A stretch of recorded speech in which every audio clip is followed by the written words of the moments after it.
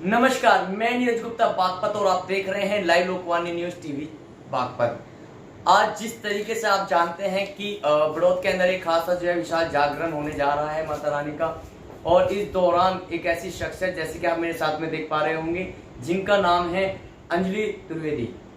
नाम ही काफी है, पहचान की वो मोहताज नहीं है और खासा अच्छा नाम है। अगर यूपी की अगर हम बात करें तो आज लोग गायिका, लोग भजन गायिका के तौर पर इनको जानते हैं और पहचानते हैं। सबसे पहले लोकवाणी न्यूज पर मैं आपका स्वागत करूंगा। नमस्कार। धन्यवाद। दीदी, आपसे जानना चाहेंगे कि जिस तरीके से मैंने बताया कि खासा नाम, एक बड़ा नाम, जिस तरीके से चंडीगढ़ में अगर हम बात करें तो कन्हैया मित्तल भजन लोक गायिका में जाए जाते हैं चंडीगढ़ के अंदर, लेकिन वहीं अगर यूपी की बात करें तो सबसे बड़ा नाम आप उभर कर जो है सामने आई है जनता के बीच में। सुना है कि बचपन से आपकी खासी रुचि रही है, आप ही से जानना चाहेंगे। आप बिल्कुल, बचपन से ही रुचि रही है, जब से होश संभाला, क्योंकि ब्राह्मण परिवार से हूँ। पहले मैं त्रिपाठी थी और मैरिज होने के बाद में द्विवेदी हो गई।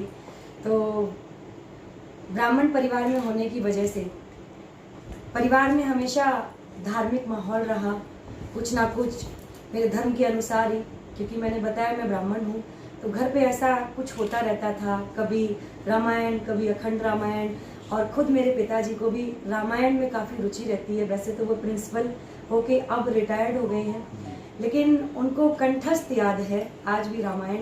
तो घर पे जब ऐसा माहौल था तो कुदरती है कि संगीत में रुचि होना। कभी भी स्कूल में कुछ भी होता था, कोई भी फंक्शन होता था स्कूल कॉलेज में, मैं हमेशा पार्टिसिपेट करती थी। ये शुरू से ही मेरा शौक रहा है और इंटरेस्ट इतना रहा है कि रात को अगर कहीं पे मेरा पसंद का कोई भजन या गीत चलता हुआ होता था तो मेरी रात की नींद भी खुल जाती थी, और जब तक मैं पूरा नहीं सुन लेती थी तब तक मैं सोती थी। कहा, क्योंकि हमने भी जब आपके भजन देखे और हमने भी थोड़ी रिसर्च एनालाइज किया तो हमने देखा कि जब भी आप भजन गाती हैं उसमें जो है एक अंतरात्मा से नजर आता है, यानी दिल से एक आवाज निकल कर आती है, और वही दिल की आवाज आज जो है ना जाने लाखों लोगों पर जो है बरस रही है। हर तरफ आप ही का नाम, अगर यूपी की बात करें, हरियाणा में भी खास अच्छा नाम आपका नजर आ रहा है। तो कौन से वो भजन जिनसे आपको खासी सुर्खियां मिली, जनता के बीच में चर्चा का विषय बने, वो भजन जो आप उनके नाम लेना चाहेंगे? भजन बहुत से हैं, क्योंकि आज मुझे 10 साल हो गया है भजन गाते हुए। शुरुआत ही मैंने टी सीरीज से की थी, और जब मैंने पहला मंच कहीं पे मैंने जब पहली बार गाया था, पहला मंच जब मैंने किया था, तो मेरे लिए वही मंच बहुत बड़ी बात थी। क्योंकि एक पायदान जो चढ़ते हैं ना आगे की अपनी पीढ़ी के लिए, कोई भी मंजिल हासिल करने के लिए, तो मेरा पायदान ही मेरे लिए बहुत ही लकी साबित हुआ। और जिस मंच पे मैंने पहली प्रस्तुति की, उस मंच पे आगे ही लाइन में टी सीरीज के डायरेक्टर हुआ करते थे वेद चनाना जी, वो बैठे हुए थे और उनको मेरे भजन बहुत ही पसंद आए, प्रभावित हुए वो। उन्होंने वही हैंड टू हैंड, मुझे आज भी याद है, ऐसा लग रहा है कि कल की ही बात है, तो उन्होंने मेरे सामने ऑफर रख दिया था 5 साल का। टी सीरीज में मैंने कंटिन्यू भजन गाए, और उसके बाद में सावरिया कंपनी के मालिक, मैं कभी उनका नाम लेने से पीछे नहीं हटती, चूकती नहीं हूँ, ये मेरे लिए बहुत गर्व की भी बात है। बड़े भाई हैं मेरे सावरिया कंपनी से, राजेश बत्रा जी, जिन्होंने मेरा बहुत सहयोग किया। श्याम जगत में उन्होंने मेरा बहुत सपोर्ट किया। श्याम जगत में आई और बस बाबा श्याम की फिर ऐसी विशेष कृपा हुई जो आप सबके सामने है। आज 10 साल हो गए, और भजन गिनूं तो लगभग सभी भजन सबको याद है, लेकिन जो मेरे पसंदीदा हैं भजन, सभी को मेरे सारे अच्छे लगते हैं, लेकिन जो मुझे सबसे ज़्यादा प्रिय भजन है उनमें से एक भजन है, मैंने जो लगभग 2 से 3 साल पहले गाया था। दिल चोरी साडा हो गया खाटू के मंदिर में, और मैं भी दीवाना हो गया खाटू के मंदिर में। मुस्काए जो सरकार हो गया एक पल में ही प्यार, अब मैं इससे ज्यादा क्या कहूँ, जन्मों का रिश्ता हो गया खाटू के मंदिर में। इस भजन में पूरे हिंदुस्तान के जितने भी श्याम प्रेमी हैं, जब भी रिंगस से खाटू जाते थे, झूमते हुए जाते थे, तो मैंने सोचा कि इनकी दीवानगी को देखते हुए, इनके पागलपन को जो बाबा के प्रति है उसको देखते हुए हमें कुछ और भी गाना चाहिए। हमने फिर दूसरा गाना प्रस्तुत किया, दूसरा भजन प्रस्तुत किया, इससे भी ऊपर गया। तेरे नाम के पागल हैं हमें दुनिया की परवाह नहीं, क्या बात। तेरे नाम के पागल हैं।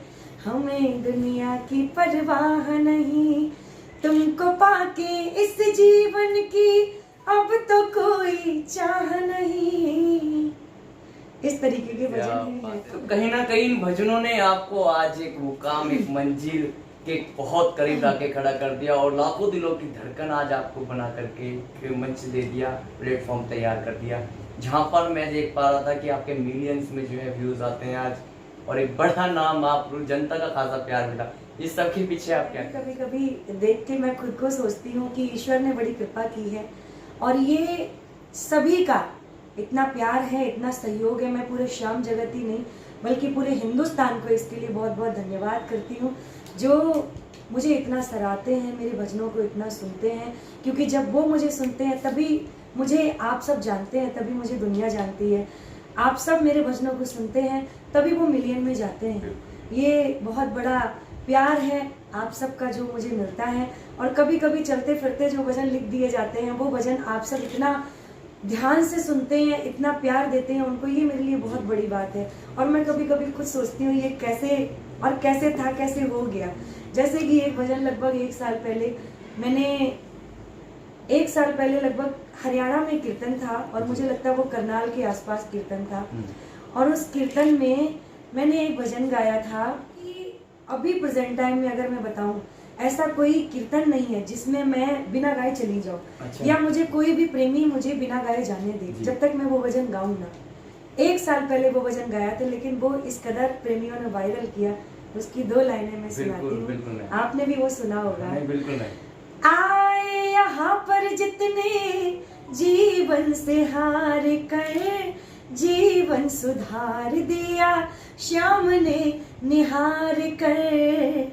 ऐसा मिला न लखदातार जो है लीले पे असवार, ऐसा मंदिर ना दूजा जहाँ चढ़ते रोज निशान, देखे ताज और कुतुब मीनार, उनसे बढ़कर तोरण द्वार, खाटू जैसा ना देखा हमने कोई स्थान, देखे ताज और कुतुब मीनार। मैं इस पर एक लाइन जरूर बोलना चाहूंगा कि तूड़ा हौसला वो मंजर भी आएगा और प्यासे के पास चलकर समुंदर भी आएगा, ना रुकना है मंजिल के मुसाफिर, आपन मंजिल भी मिलेगी और मंजिल मिलने का मजा भी आएगा।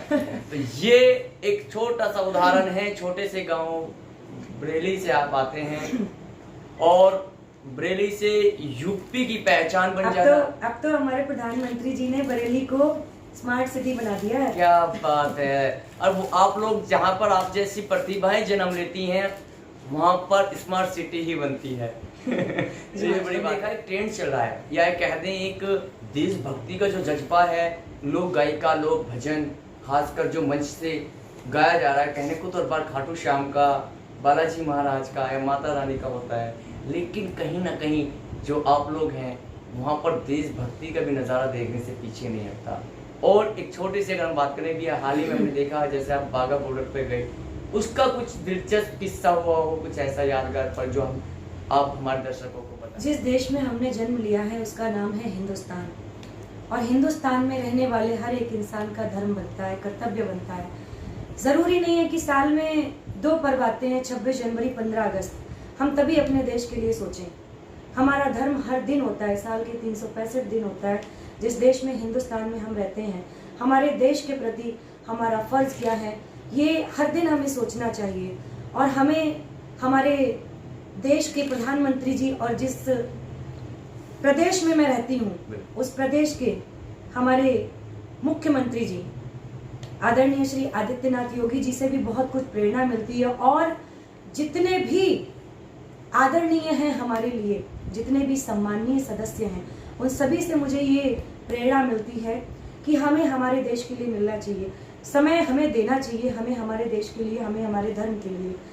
क्योंकि भजन और मंच जो हमें दिया है वो ईश्वर की विशेष कृपा है, और हम धार्मिक मंच के द्वारा अपने देश के प्रति, अपने धर्म के प्रति अगर लोगों को संबोधित करते हैं, लोगों को जागृत करते हैं, जागरूक करते हैं उनको, तो मेरे लिए ये बहुत बड़ी बात है। और यही मैं अपना कार्य कर रही हूँ और दिन पे दिन आगे उसको बढ़ाती जा रही हूँ। और इसके लिए पूरे हिंदुस्तान के सभी नागरिक मेरा सहयोग भी करते हैं। और हमारा कीर्तन भी था जो कि हिंदुस्तान पाकिस्तान बॉर्डर पे ही था। पिछले दिनों 9 सितंबर को कीर्तन था, 9 नहीं माफ़ी चाहूँगी, 10 सितंबर को कीर्तन था फाजिल्का में। तो उस जगह एक अलग ही जोश था, एक अलग ही जज्बा था, क्योंकि बॉर्डर पे थे हम। तो बॉर्डर पे मैं गई तो 1-2 बार और भी, लेकिन इस प्रकार बॉर्डर पे कीर्तन, वो भी बालाजी महाराज का, और उस पे जब बालाजी महाराज का कीर्तन होगा तो श्री रामचंद्र जी के नारे भी लगेंगे। तो ये सब बहुत कुछ अकल्पनीय हो रहा था, जो सोच से परे था। और वहाँ पे उस मंच के माध्यम से कितना जज्बा था लोगों में अपने देश के प्रति, कितना जोश था, मैं उस दिन खुद देख रही थी। और वो जज्बा एक अभी मेरा एक छोटा सा क्लिप है, वीडियो है, जो हमने बॉर्डर पे पहुँच के मैं खुद को रोक नहीं पाई, क्योंकि उस दिन कीर्तन में भी वहाँ के CEO आए थे सुनने के लिए, और पूरा स्टाफ बॉर्डर पे जो था वो पूरा स्टाफ मुझे कीर्तन में सुनने के लिए आया, और उन्होंने मुझे आमंत्रित किया कि मैं नेक्स्ट डे बॉर्डर पे जाऊं, और मैं गई। मैं बहुत उनके लिए धन्यवाद भी करूंगी इसके लिए, सौभाग्यशाली थी। तो मैं खुद को रोक नहीं पाई, और मैं बस, मुझे ऐसा लग रहा था कि मैं मेरे देश की वो भाग्यशाली बेटी हूँ। और इस समय बॉर्डर पे मैं मेरे भाव व्यक्त भी नहीं कर पा रही हूँ ठीक से, कि मुझे उस समय कितनी खुशी हो रही थी। मुझे लग रहा था कि मैं पूरे भारत देश की बेटी हूँ, और मैं उस जोश के साथ, उस जज्बे के साथ में उस समय उस झंडे को जब मैं लहरा रही थी, तो मेरे मन में कितना गर्व फील हो रहा था कि मैं हिंदुस्तान की बेटी हूँ। और हिंदुस्तान वो देश है जिसके धर्म, जिसके एक एक संस्कार, जिसकी संस्कृति, जिसका इतिहास विश्वविख्यात है। तो मुझे बहुत गर्व हो रहा था, मुझे बहुत खुशी है जो ईश्वर ने मुझे ऐसे देश में जन्म लिया, भारत, जिसका नाम है। इसी को देखते हुए, मेरे देश और धर्म को देखते हुए मैंने कई एक मुहिम भी चला रखी है अभी। जैसे कि मैंने एक मुहिम चलाई, मैं और धर्म के लोगों को जब देखती हूँ तो मैं अपने हिंदू धर्म को देखती हूँ, उसमें मैं कहीं ना कहीं कुछ कमियां नज़र मुझे जो आती हैं, उसके लिए भी हमने कुछ सोचा कि हमें कुछ करना चाहिए। और धर्म के लोगों को देखा जाए तो उनको उनके ग्रंथ, उनको उनके धर्म के प्रति जो भी उनके ग्रंथ होते हैं, उनके यू नो व्हाट, आप समझ रहे हैं, जो पुस्तकें होती हैं उनके ग्रंथों से संबंधित, वो उन्हें सारी याद होती हैं, कंठस्थ याद होती हैं। लेकिन वहीं अगर देखा जाए दूसरी तरफ, हम हिंदुओं को ठीक से, अभी बहुत से लोगों को आप अगर पूछेंगे भी, 100 में से 40 से 50% लोगों को ही हनुमान चालीसा याद होगा। गीता के कुछ श्लोक कुछ ही लोगों को याद होंगे। तो हमने एक मुहिम भी चलाई, हर हिंदू को हनुमान चालीसा याद होना चाहिए। उसके लिए हमने एक स्लोगन भी बनाया हुआ था, गली गली ऐलान होना चाहिए, हर बच्चे बच्चे को गीता का ज्ञान होना चाहिए। ऐसा हमने बहुत कुछ करने का प्रयास किया, हनुमान चालीसा याद होना चाहिए। इस बीच हमने एक भजन भी लाई हूं मैं, गली गली ऐलान होना चाहिए, हर ग्रंथों का ज्ञान होना चाहिए, गली गली ऐलान होना चाहिए, हर ग्रंथों का ज्ञान होना चाहिए, हनुमान चालीसा और गीता का ज्ञान हर हिंदू को याद होना चाहिए। तो ऐसा हम अभियान चला रहे हैं जिसका नाम हमने रखा है हस्ताक्षर अभियान। और पूरे हिंदुस्तान के एक एक नागरिक से हम इस हस्ताक्षर अभियान में हस्ताक्षर भी करा रहे हैं, और मेरे पास में हस्ताक्षर आ भी रहे हैं लोगों के।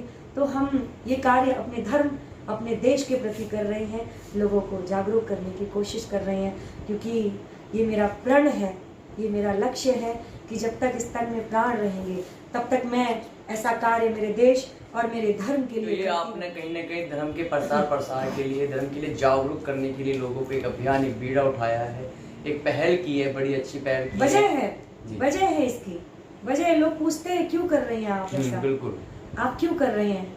मैं उनको बताती हूँ, मैं एक ब्राह्मण हूँ, मेरा कर्म है धर्म का प्रचार करना, धर्म की जय हो, अधर्म का नाश हो, प्राणियों में सद्भावना हो, विश्व का कल्याण हो।